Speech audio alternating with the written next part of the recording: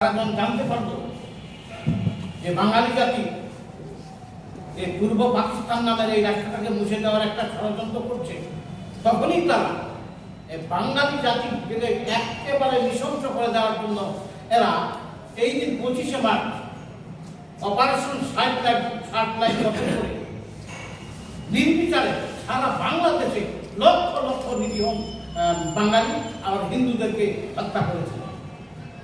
যার জন্য এই 25শে মার্চ রাতটি ব্ল্যাক নাইট হিসাবে উল্লেখিত হয়েছে।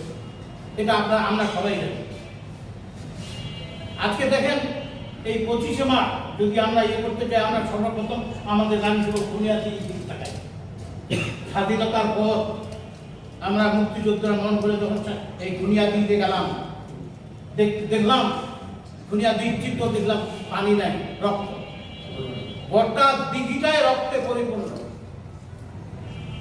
অনুরূপভাবে করে জানতে পারলাম বাংলাদেশের সবচেয়ে বড় বদ্ধভূমি মিরপুর শিয়ালবাড়ি নামে বদ্ধভূমিতে ওইখানে তদানীন্তন প্রশাসন 70 বস্তা মানুষের গুলি উদ্ধার করেছিলেন, 70 বস্তা। আর দিনাজপুর জিঞ্জিরা নামে এক বদ্ধভূমিতে এখানে উদ্ধার করেছিল 60 বস্তা মাথা। এই হত্যা করেছিল কারা?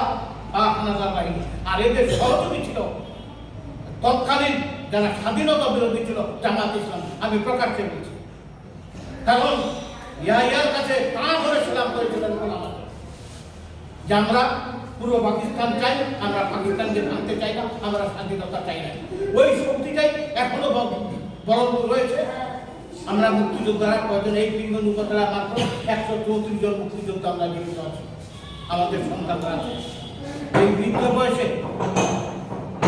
এই মুক্তিযোদ্ধা সন্তানদের কাছে আমি বিনীত অনুরোধ রাখছি, আবার ওই 1971 সালে পরাজিত শক্তি যেন মাথা কারা দিয়ে উঠতে না পারে।